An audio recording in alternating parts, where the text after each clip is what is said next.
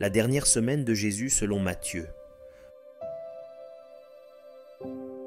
Lorsqu'ils approchèrent de Jérusalem et qu'ils furent arrivés à Bethphagée, vers la montagne des Oliviers, Jésus envoya 2 disciples en leur disant « Allez au village qui est devant vous.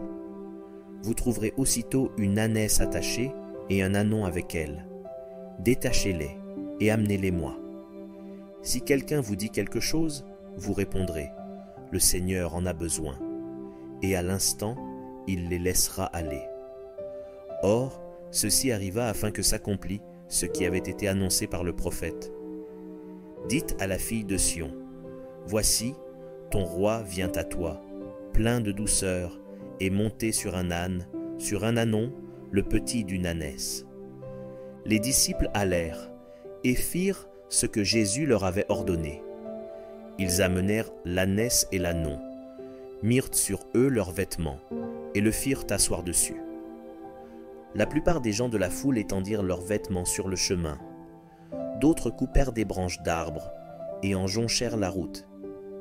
Ceux qui précédaient et ceux qui suivaient Jésus criaient « Hosanna au fils de David ! Béni soit celui qui vient au nom du Seigneur! Hosanna dans les lieux très hauts !» Lorsqu'il entra dans Jérusalem, toute la ville fut émue et l'on disait « Qui est celui-ci » La foule répondait « C'est Jésus, le prophète, de Nazareth, en Galilée. » Jésus entra dans le temple de Dieu. Il chassa tous ceux qui vendaient et qui achetaient dans le temple. Il renversa les tables des changeurs et les sièges des vendeurs de pigeons. Et il leur dit « Il est écrit, ma maison sera appelée une maison de prière.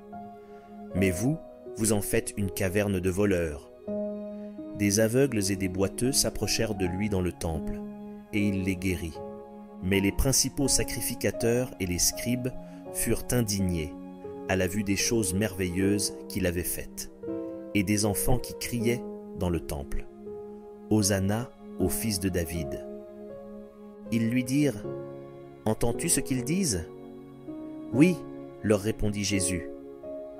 N'avez-vous jamais lu ces paroles ? Tu as tiré des louanges de la bouche des enfants et de ceux qui sont à la mamelle. » Et, les ayant laissés, il sortit de la ville pour aller à Béthanie, où il passa la nuit. Le matin, en retournant à la ville, il eut faim. Voyant un figuier sur le chemin, il s'en approcha. Mais il n'y trouva que des feuilles. Et il lui dit « Que jamais fruit ne naisse de toi. » Et à l'instant le figuier sécha. Les disciples, qui virent en cela, furent étonnés et dirent « Comment ce figuier est-il devenu sec en un instant ?» Jésus leur répondit « Je vous le dis en vérité, si vous aviez de la foi et que vous ne doutiez point, non seulement vous feriez ce qui a été fait à ce figuier, mais quand vous diriez à cette montagne « Ôte-toi de là et jette-toi dans la mer », cela se ferait. Tout ce que vous demanderez avec foi par la prière, vous le recevrez. » Jésus se rendit dans le temple et, pendant qu'il enseignait, les principaux sacrificateurs et les anciens du peuple vinrent lui dire « Par quelle autorité fais-tu ces choses, et qui t'a donné cette autorité ?» Jésus leur répondit « Je vous adresserai aussi une question, et si vous m'y répondez, je vous dirai par quelle autorité je fais ces choses. Le baptême de Jean, d'où venait-il? Du ciel ou des hommes ?» Mais ils raisonnèrent ainsi entre eux. Si nous répondons « Du ciel », il nous dira « Pourquoi donc n'avez-vous pas cru en lui ?»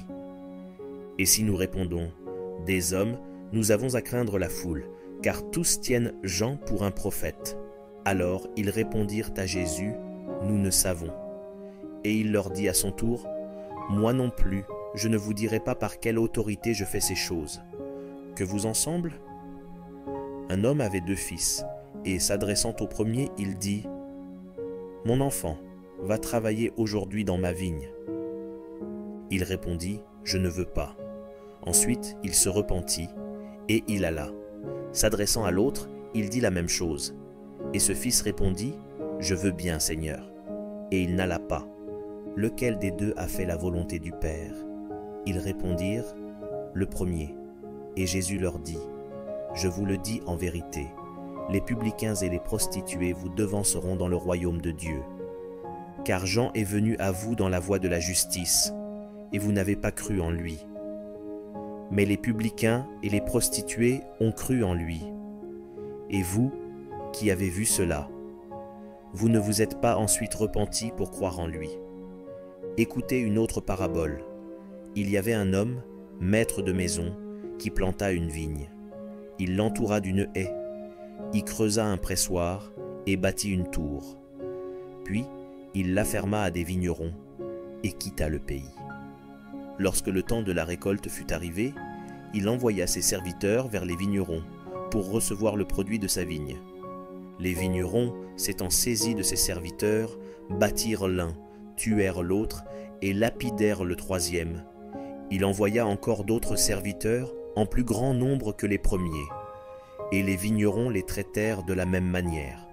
Enfin, il envoya vers eux son fils, en disant « Ils auront du respect pour mon fils. » Mais, quand les vignerons virent le fils, ils dirent entre eux « Voici l'héritier, venez, tuons-le, et emparons-nous de son héritage. » Et ils se saisirent de lui, le jetèrent hors de la vigne et le tuèrent. Maintenant, lorsque le maître de la vigne viendra, que fera-t-il à ces vignerons? Ils lui répondirent, il fera périr misérablement ces misérables, et il affermera la vigne à d'autres vignerons, qui lui en donneront le produit au temps de la récolte. Jésus leur dit, n'avez-vous jamais lu dans les Écritures? La pierre qu'ont rejetée ceux qui bâtissaient est devenue la principale de l'angle. C'est du Seigneur que cela est venu, et c'est un prodige à nos yeux. C'est pourquoi, je vous le dis, le royaume de Dieu vous sera enlevé, et sera donné à une nation qui en rendra les fruits. Celui qui tombera sur cette pierre s'y brisera, et celui sur qui elle tombera sera écrasé. Après avoir entendu ces paraboles, les principaux sacrificateurs et les pharisiens comprirent que c'était d'eux que Jésus parlait, et ils cherchaient à se saisir de lui. Mais ils craignaient la foule, parce qu'elle le tenait pour un prophète. Jésus, prenant la parole, leur parla de nouveau en parabole, et il dit, « Le royaume des cieux est semblable à un roi qui fit des noces pour son fils. Il envoya ses serviteurs appeler ceux qui étaient invités aux noces. Mais ils ne voulurent pas venir. Il envoya encore d'autres serviteurs en disant, « Dites aux conviés, voici, j'ai préparé mon festin. Mes bœufs et mes bêtes grasses sont tués. Tout est prêt. Venez aux noces. » Mais, sans s'inquiéter de l'invitation, ils s'en allèrent, celui-ci à son champ, celui-là à son trafic. Et les autres se saisirent des serviteurs, les outragèrent et les tuèrent. Le roi fut irrité. Il envoya ses troupes, fit périr ses meurtriers et brûla leur ville. Alors il dit à ses serviteurs, « Les noces sont prêtes, mais les conviés n'en étaient pas dignes. Allez donc dans les carrefours et appelez aux noces tous ceux que vous trouverez. » Ses serviteurs allèrent dans les chemins, rassemblèrent tous ceux qu'ils trouvèrent, méchants et bons, et la salle des noces fut pleine de convives. Le roi entra pour voir ceux qui étaient à table, et il aperçut là un homme qui n'avait pas revêtu un habit de noces. Il lui dit, « Mon ami, comment es-tu entré ici sans avoir un habit de noces ?» Cet homme eut la bouche fermée. Alors le roi dit aux serviteurs, « Liez-lui les pieds et les mains, et jetez-le dans les ténèbres du dehors, où il y aura des pleurs et des grincements de dents.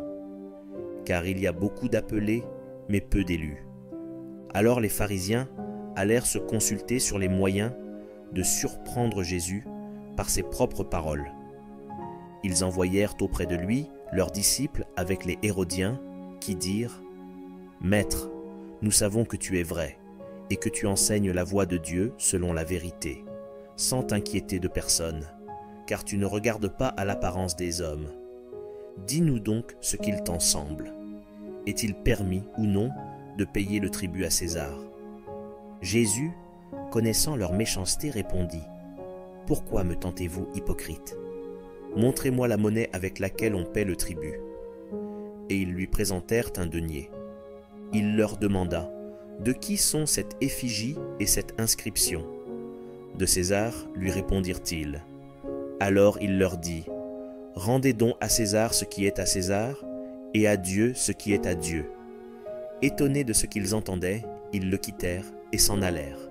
Le même jour, les Sadducéens, qui disent qu'il n'y a point de résurrection, vinrent auprès de Jésus et lui firent cette question. « Maître, Moïse a dit, si quelqu'un meurt sans enfant, son frère épousera sa veuve et suscitera une postérité à son frère. Or il y avait parmi nous 7 frères. Le premier se maria et mourut, et comme il n'avait pas d'enfant, il laissa sa femme à son frère. Il en fut de même du second, puis du troisième, jusqu'au 7e. Après eux tous, la femme mourut aussi. À la résurrection, duquel des 7 sera-t-elle donc la femme? Car tous l'ont tue. » Jésus leur répondit, « Vous êtes dans l'erreur, parce que vous ne comprenez ni les Écritures, ni la puissance de Dieu. Car, à la résurrection, les hommes ne prendront point de femmes, ni les femmes de mari, mais ils seront comme les anges de Dieu dans le ciel. Pour ce qui est de la résurrection des morts, n'avez-vous pas lu ce que Dieu vous a dit? Je suis le Dieu d'Abraham, le Dieu d'Isaac et le Dieu de Jacob.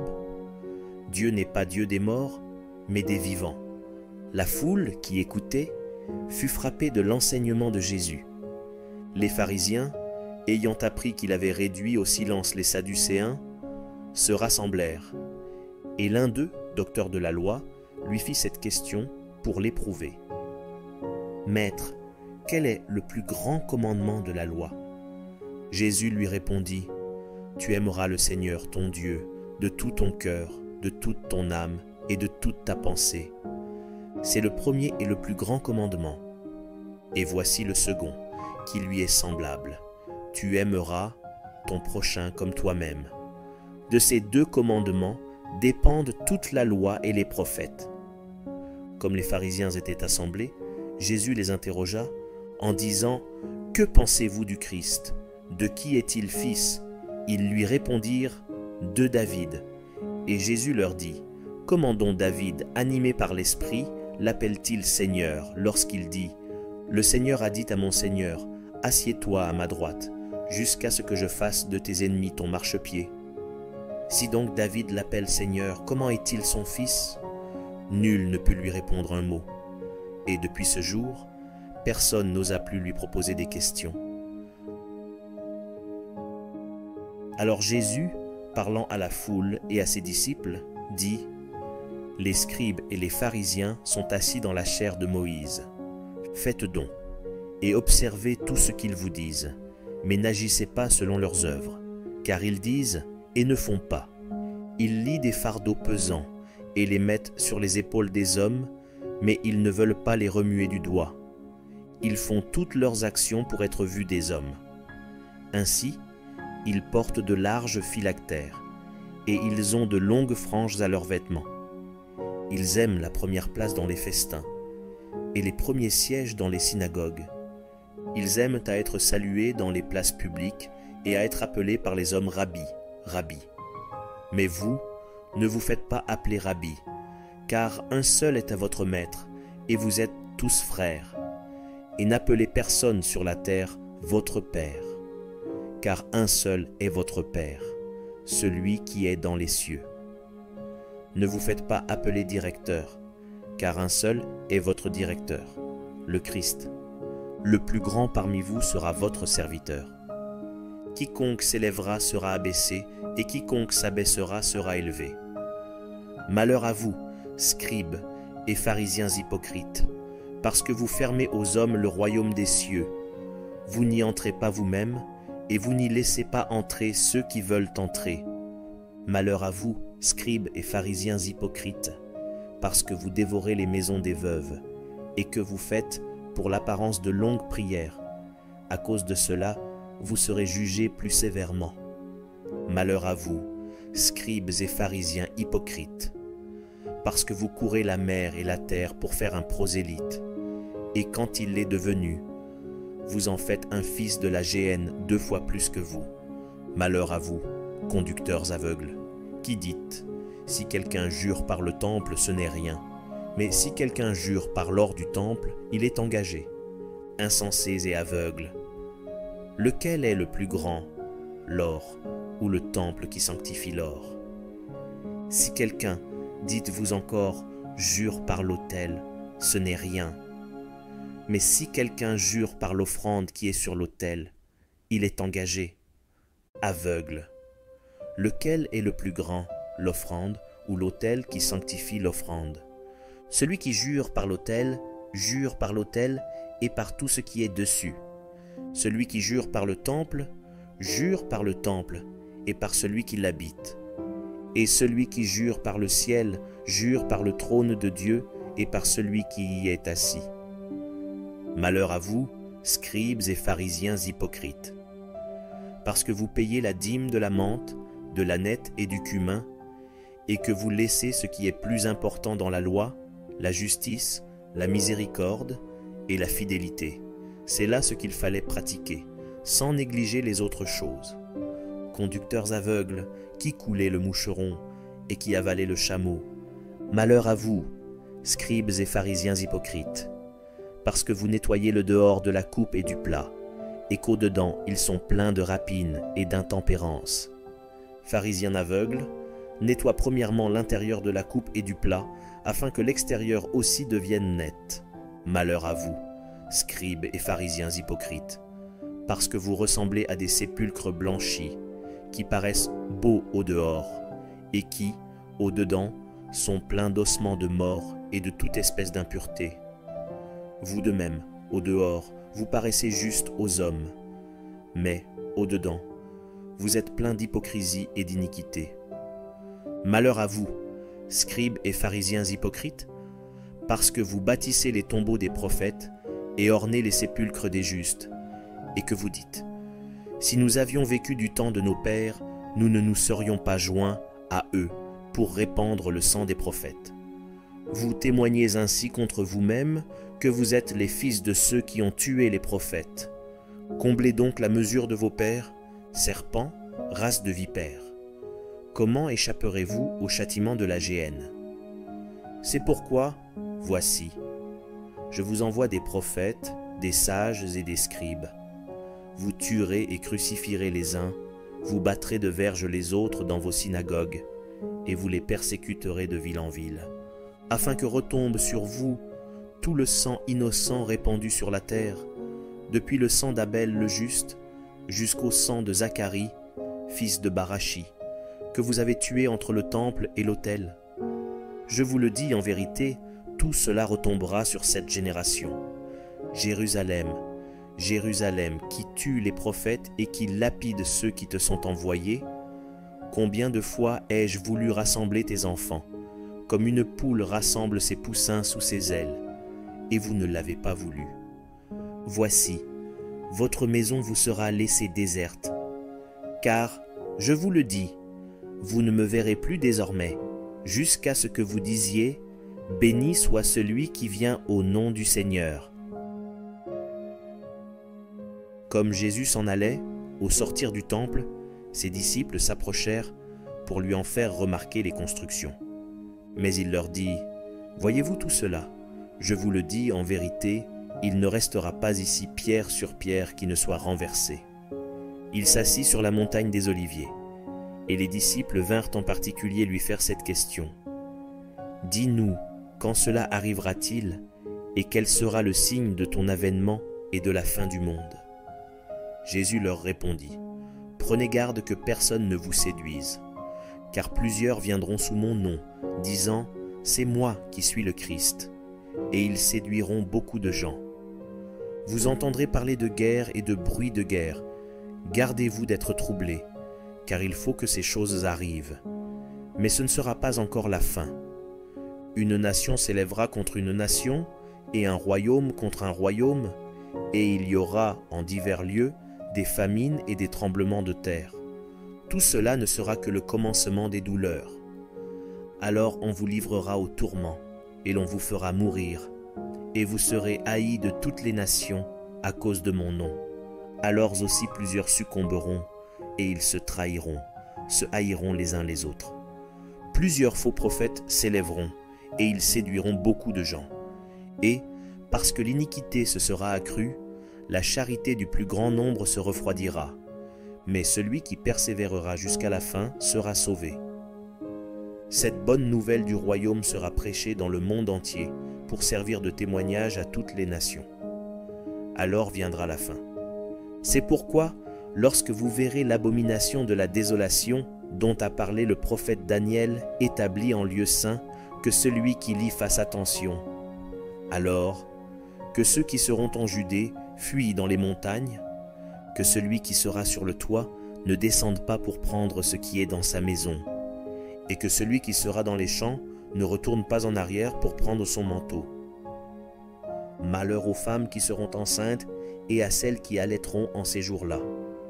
Priez pour que votre fuite n'arrive pas en hiver, ni un jour de sabbat, car alors la détresse sera si grande qu'il n'y en a point eu de pareil depuis le commencement du monde jusqu'à présent, et qu'il n'y en aura jamais.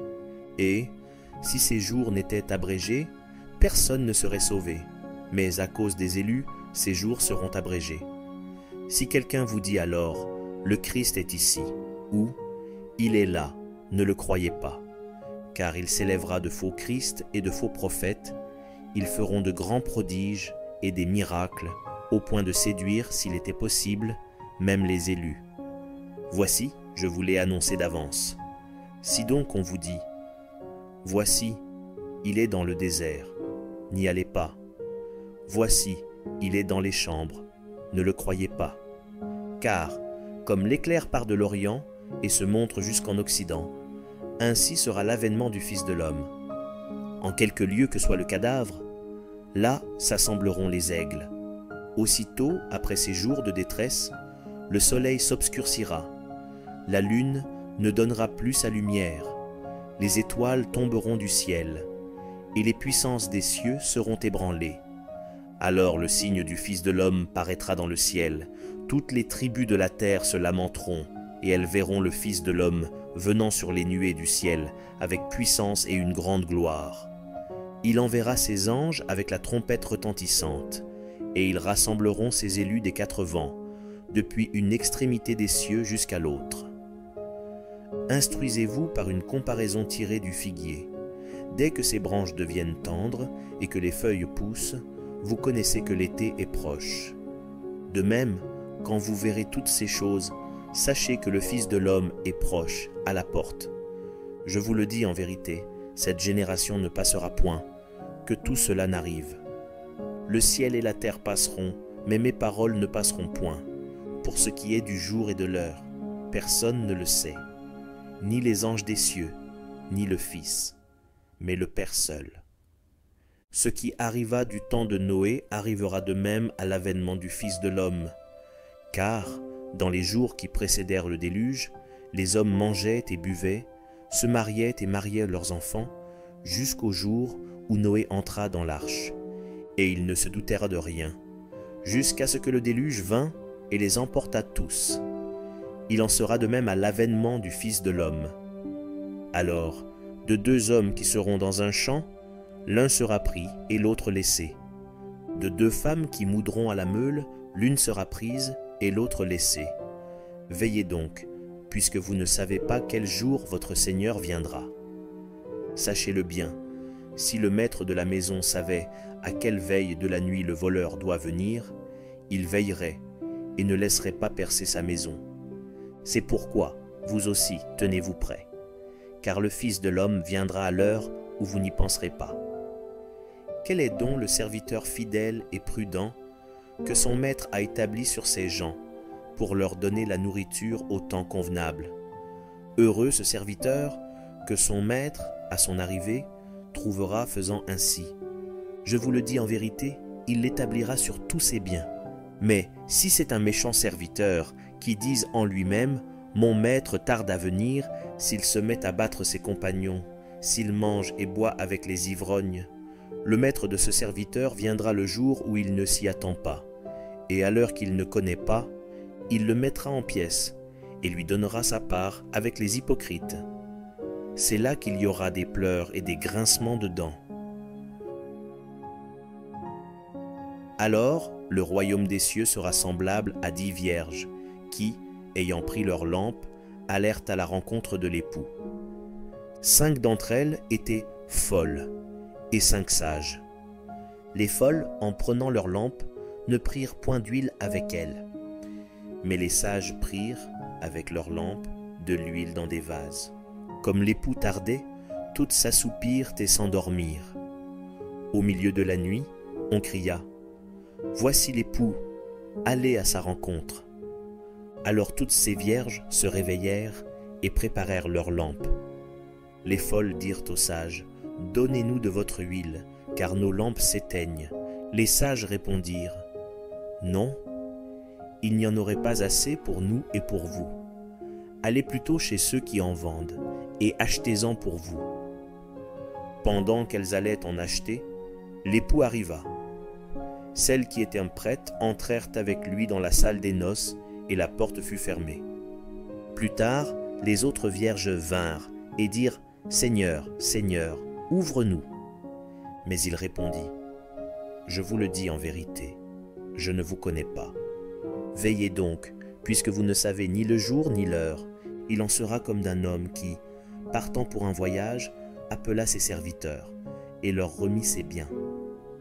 Il donna 5 talents à l'un, 2 à l'autre et 1 au troisième, à chacun selon sa capacité, et il partit. Aussitôt celui qui avait reçu les 5 talents s'en alla, les fit valoir, et il gagna 5 autres talents. De même, celui qui avait reçu les 2 talents en gagna 2 autres. Celui qui n'en avait reçu qu'un alla faire un creux dans la terre et cacha l'argent de son maître. Longtemps après, le maître de ses serviteurs revint et leur fit rendre compte. Celui qui avait reçu les 5 talents s'approcha en apportant 5 autres talents, et il dit « Seigneur, tu m'as remis 5 talents. Voici, j'en ai gagné 5 autres. » Son maître lui dit « C'est bien, bon et fidèle serviteur. Tu as été fidèle en peu de choses. Je te confierai beaucoup. Entre dans la joie de ton maître. » Celui qui avait reçu les 2 talents s'approcha aussi, et il dit « Seigneur, tu m'as remis 2 talents.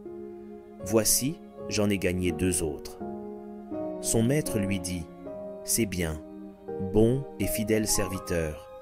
Tu as été fidèle en peu de choses. Je te confierai beaucoup.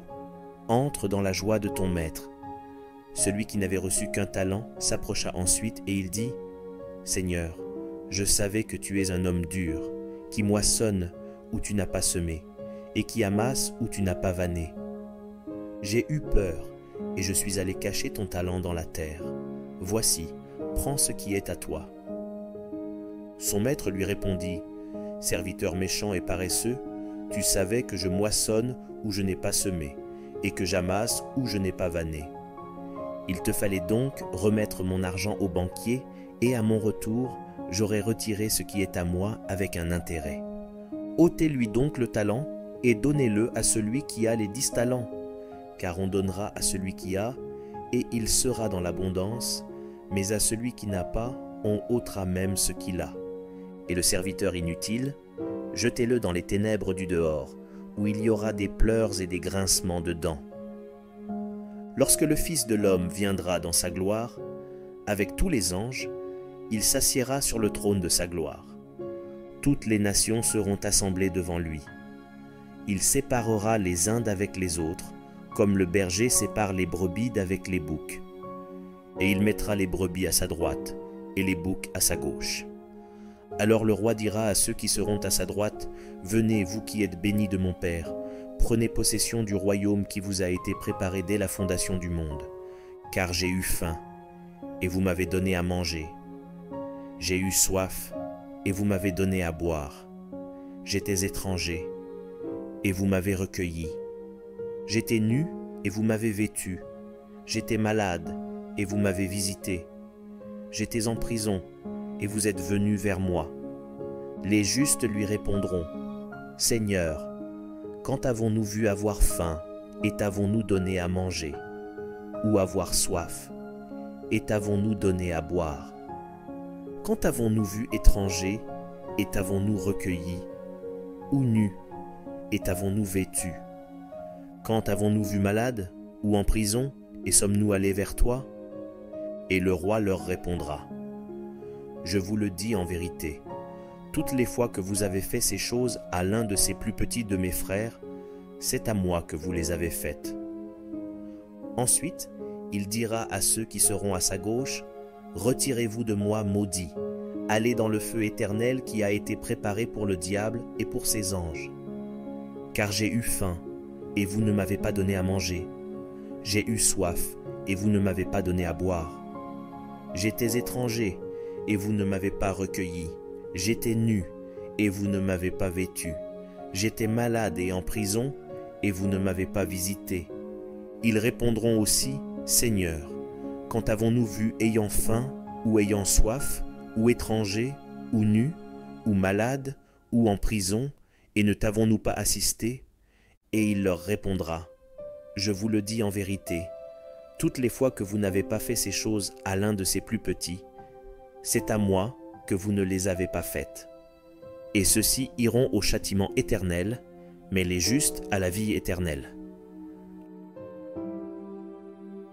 Lorsque Jésus eut achevé tous ses discours, il dit à ses disciples: Vous savez que la Pâque a lieu dans 2 jours, et que le Fils de l'homme sera livré pour être crucifié.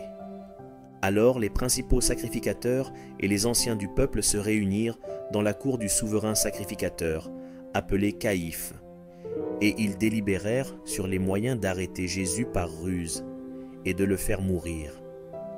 Mais ils dirent que ce ne soit pas pendant la fête, afin qu'il n'y ait pas de tumulte parmi le peuple. Comme Jésus était à Béthanie, dans la maison de Simon le lépreux, une femme s'approcha de lui, tenant un vase d'albâtre qui renfermait un parfum de grand prix. Et, pendant qu'il était à table, elle répandit le parfum sur sa tête.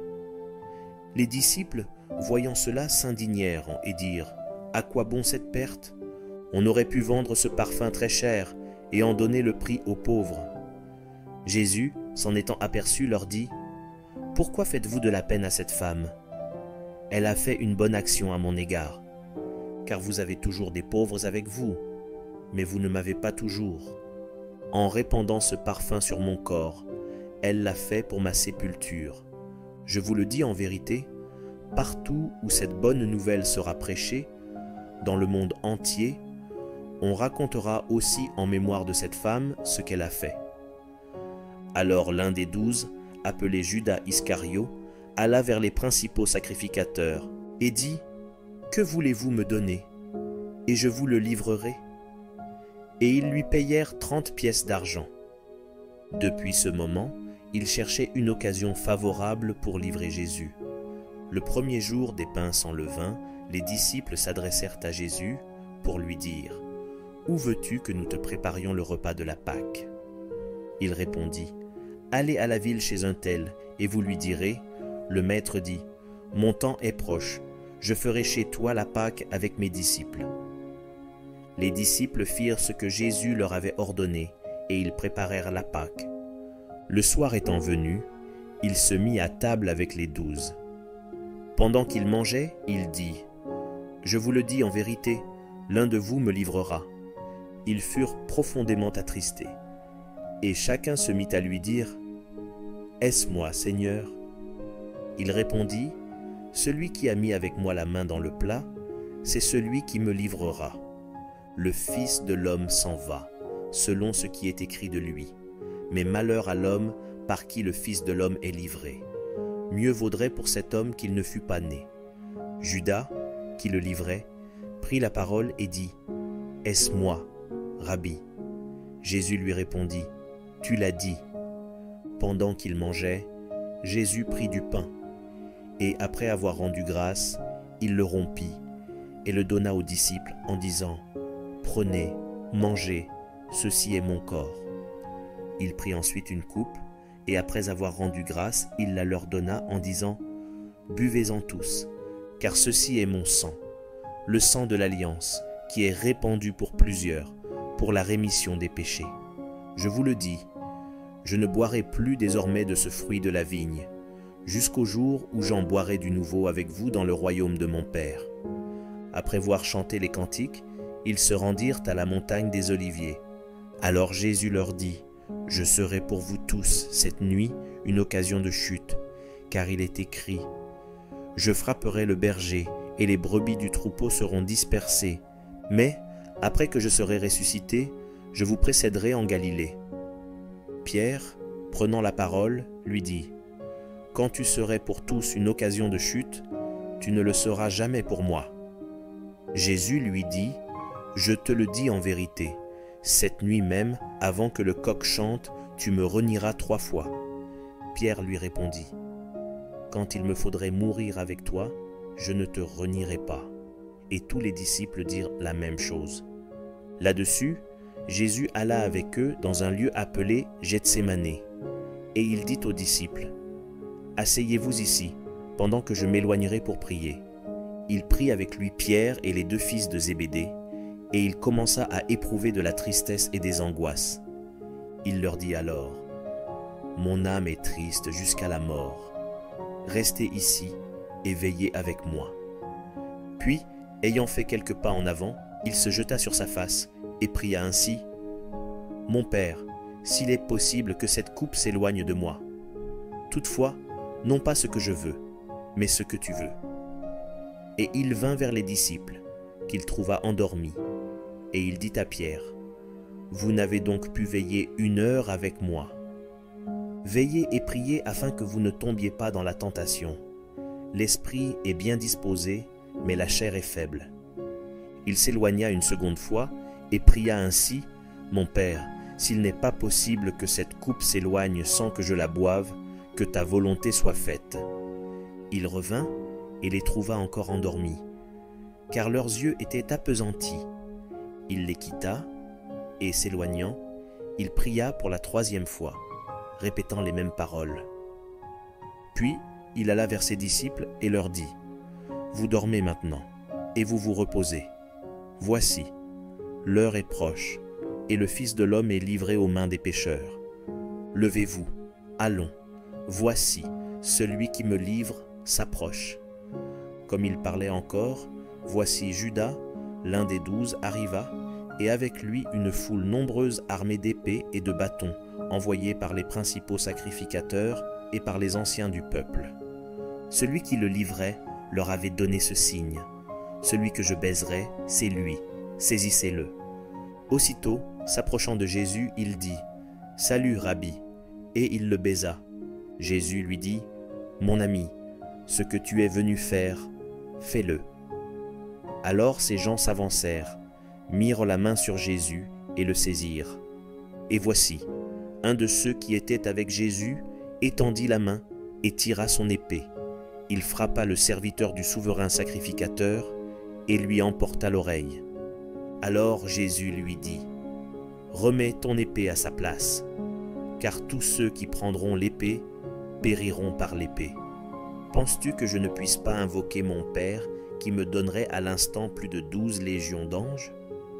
Comment donc s'accompliraient les Écritures d'après lesquelles il doit en être ainsi ?» En ce moment, Jésus dit à la foule, « Vous êtes venus comme après un brigand, avec des épées et des bâtons, pour vous emparer de moi. J'étais tous les jours assis parmi vous, enseignant dans le temple, et vous ne m'avez pas saisi. Mais tout cela est arrivé afin que les écrits des prophètes fussent accomplis. » Alors tous les disciples l'abandonnèrent et prirent la fuite. Ceux qui avaient saisi Jésus l'emmenèrent chez le souverain sacrificateur Caïphe, où les scribes et les anciens étaient assemblés. Pierre le suivit de loin jusqu'à la cour du souverain sacrificateur, y entra et s'assit avec les serviteurs pour voir comment cela finirait. Les principaux sacrificateurs et tout le Sanhédrin cherchaient quelques faux témoignages contre Jésus, suffisants pour le faire mourir. Mais ils n'en trouvèrent point, quoique plusieurs faux témoins se fussent présentés. Enfin, il en vint 2 qui dirent, « Celui-ci a dit, je puis détruire le temple de Dieu et le rebâtir en 3 jours. » Le souverain sacrificateur se leva et lui dit, « Ne réponds-tu rien ? qu'est-ce que ces hommes déposent contre toi ?» Jésus garda le silence, et le souverain sacrificateur, prenant la parole, lui dit : « Je t'adjure, par le Dieu vivant, de nous dire si tu es le Christ, le Fils de Dieu. » Jésus lui répondit : « Tu l'as dit. De plus, je vous le déclare, vous verrez désormais le Fils de l'homme assis à la droite de la puissance de Dieu et venant sur les nuées du ciel. » Alors le souverain sacrificateur déchira ses vêtements, disant : « Il a blasphémé. Qu'avons-nous encore besoin de témoins ? Voici, vous venez d'entendre son blasphème. Que vous en semble ? » Ils répondirent : « Il mérite la mort. » Là-dessus, ils lui crachèrent au visage et lui donnèrent des coups de poing et des soufflets en disant : « Christ, prophétise, dis-nous qui t'a frappé. » Cependant, Pierre était assis dehors dans la cour. Une servante s'approcha de lui et dit : « Toi aussi, tu étais avec Jésus le Galiléen. » Mais il le nia devant tous, disant : « Je ne sais ce que tu veux dire. » Comme il se dirigeait vers la porte, une autre servante le vit et dit à ceux qui se trouvaient là : « Celui-ci était aussi avec Jésus de Nazareth. » Il le nia de nouveau avec serment : « Je ne connais pas cet homme. » Peu après, ceux qui étaient de là, s'étant approchés, dirent à Pierre : « Certainement tu es aussi de ces gens-là, car ton langage te fait reconnaître. » Alors il se mit à faire des imprécations et à jurer : « Je ne connais pas cet homme. » Aussitôt, le coq chanta, et Pierre se souvint de la parole que Jésus avait dite : « Avant que le coq chante, tu me renieras 3 fois. » Et étant sorti, il pleura amèrement. Dès que le matin fut venu, tous les principaux sacrificateurs et les anciens du peuple tinrent conseil contre Jésus pour le faire mourir.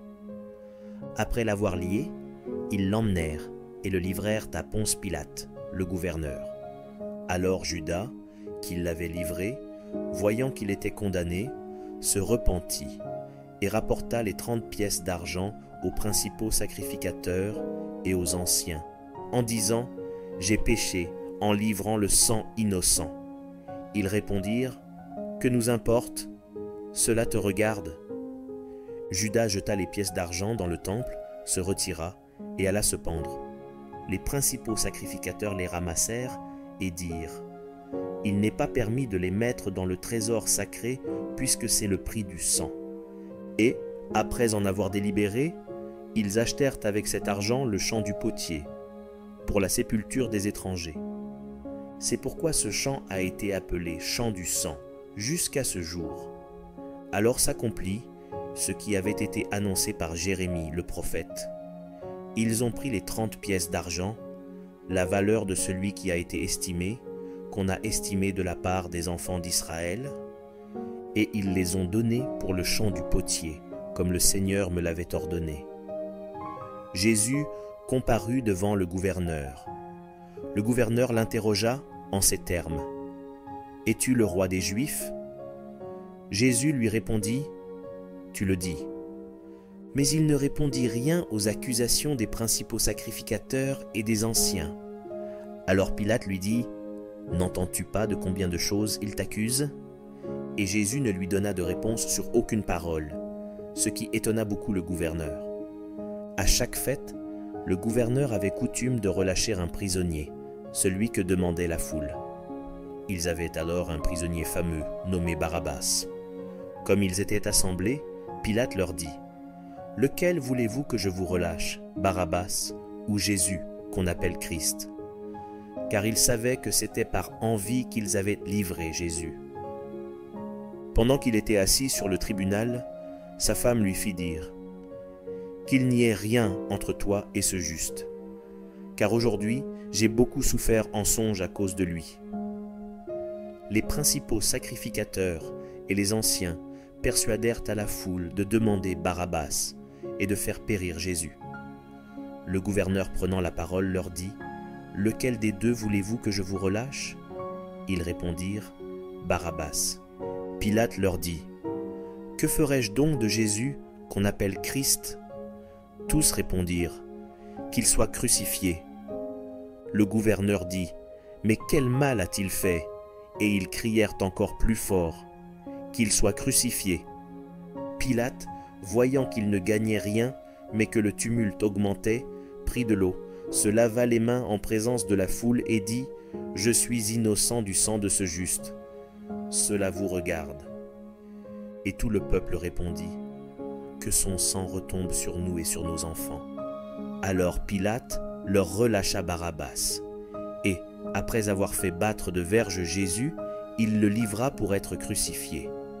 Les soldats du gouverneur conduisirent Jésus dans le prétoire, et ils assemblèrent autour de lui toute la cohorte.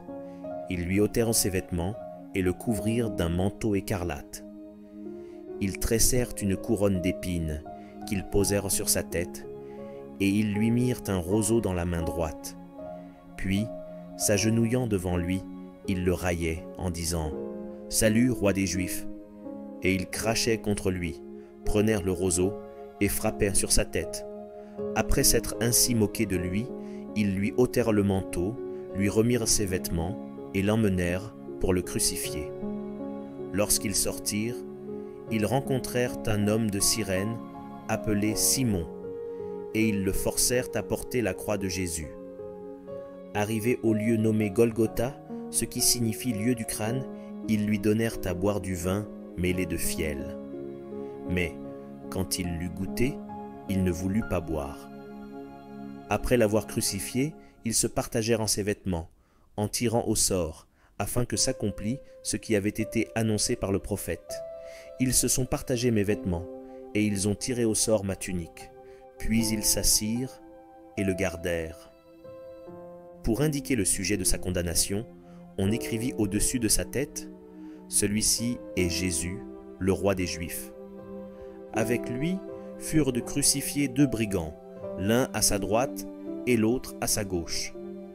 Les passants l'injuriaient et secouèrent la tête en disant : Toi qui détruis le temple et qui le rebâtis en 3 jours, sauve-toi toi-même. Si tu es le Fils de Dieu, descends de la croix. Les principaux sacrificateurs, avec les scribes et les anciens, se moquaient aussi de lui et disaient : Il a sauvé les autres et il ne peut se sauver lui-même. S'il est roi d'Israël, qu'il descende de la croix et nous croirons en lui. Il s'est confié en Dieu, que Dieu le délivre maintenant s'il l'aime, car il a dit : Je suis fils de Dieu. Les brigands, crucifiés avec lui, l'insultèrent de la même manière. Depuis la 6e heure jusqu'à la 9e, il y eut des ténèbres sur toute la terre. Et vers la 9e heure, Jésus s'écria d'une voix forte : Élie, Élie, lama sabachthani, c'est-à-dire : Mon Dieu, pourquoi m'as-tu abandonné ? Quelques-uns de ceux qui étaient là, l'ayant entendu, dirent : Il appelle Élie. Et aussitôt l'un d'eux courut prendre une éponge, qu'il remplit de vinaigre, et l'ayant fixée à un roseau, il lui donna à boire. Mais les autres disaient : Laisse, voyons si Élie viendra le sauver. Jésus poussa de nouveau un grand cri et rendit l'esprit. Et voici, le voile du temple se déchira en 2, depuis le haut jusqu'en bas. La terre trembla, les rochers se fendirent, les sépulcres s'ouvrirent, et plusieurs corps des saints qui étaient morts ressuscitèrent. Étant sortis des sépulcres, après la résurrection de Jésus, ils entrèrent dans la ville sainte et apparurent à un grand nombre de personnes. Le centenier et ceux qui étaient avec lui pour garder Jésus, ayant vu le tremblement de terre et ce qui venait d'arriver, furent saisis d'une grande frayeur et dirent : Assurément, cet homme était fils de Dieu. Il y avait là plusieurs femmes qui regardèrent de loin, qui avaient accompagné Jésus depuis la Galilée pour le servir. Parmi elles étaient Marie de Magdala, Marie, mère de Jacques et de Joseph, et la mère des fils de Zébédée. Le soir étant venu, arriva un homme riche d'Arimathée, nommé Joseph, lequel était aussi disciple de Jésus. Il se rendit vers Pilate et demanda le corps de Jésus. Et Pilate ordonna de le remettre. Joseph prit le corps, l'enveloppa d'un linceul blanc et le déposa dans un sépulcre neuf, qu'il s'était fait tailler dans le roc. Puis il roula une grande pierre à l'entrée du sépulcre, et il s'en alla. Marie de Magdala et l'autre Marie étaient là, assises vis-à-vis du sépulcre.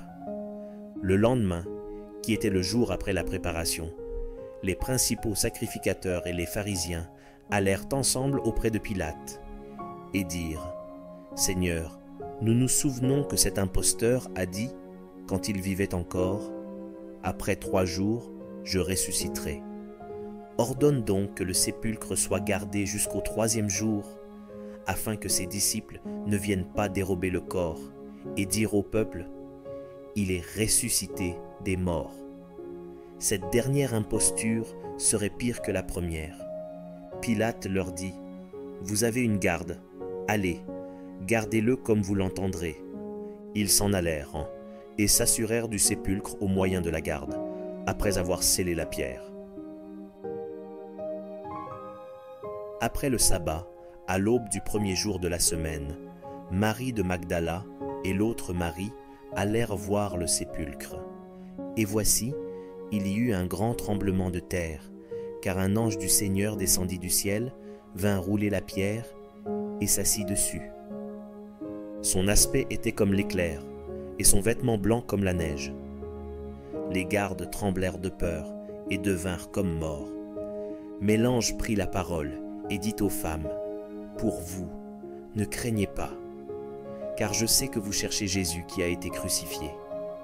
Il n'est point ici, il est ressuscité comme il l'avait dit. Venez, voyez le lieu où il était couché, et allez promptement dire à ses disciples qu'il est ressuscité des morts. Et voici, il vous précède en Galilée. C'est là que vous le verrez. Voici, je vous l'ai dit. » Elles s'éloignèrent promptement du sépulcre, avec crainte et avec une grande joie, et elles coururent porter la nouvelle aux disciples. Et voici, Jésus vint à leur rencontre et dit : « Je vous salue. » Elles s'approchèrent pour saisir ses pieds, et elles se prosternèrent devant lui. Alors Jésus leur dit : « Ne craignez pas, allez dire à mes frères de se rendre en Galilée, c'est là qu'ils me verront. » Pendant qu'elles étaient en chemin, quelques hommes de la garde entrèrent dans la ville et annoncèrent aux principaux sacrificateurs tout ce qui était arrivé. Ceux-ci, après s'être assemblés avec les anciens et avoir tenu conseil, donnèrent aux soldats une forte somme d'argent, en disant : « Dites, ces disciples sont venus de nuit le dérober pendant que nous dormions. Et si le gouverneur l'apprend, nous l'apaiserons et nous vous tirerons de peine. » Les soldats prirent l'argent et suivirent les instructions qui leur furent données. Et ce bruit s'est répandu parmi les Juifs jusqu'à ce jour. Les 11 disciples allèrent en Galilée, sur la montagne que Jésus leur avait désignée. Quand ils le virent, ils se prosternèrent devant lui. Mais quelques-uns eurent des doutes. Jésus, s'étant approché, leur parla ainsi : « Tout pouvoir m'a été donné dans le ciel et sur la terre. Allez, faites de toutes les nations des disciples, les baptisant au nom du Père, du Fils et du Saint-Esprit, et enseignez-leur à observer tout ce que je vous ai prescrit. Et voici, je suis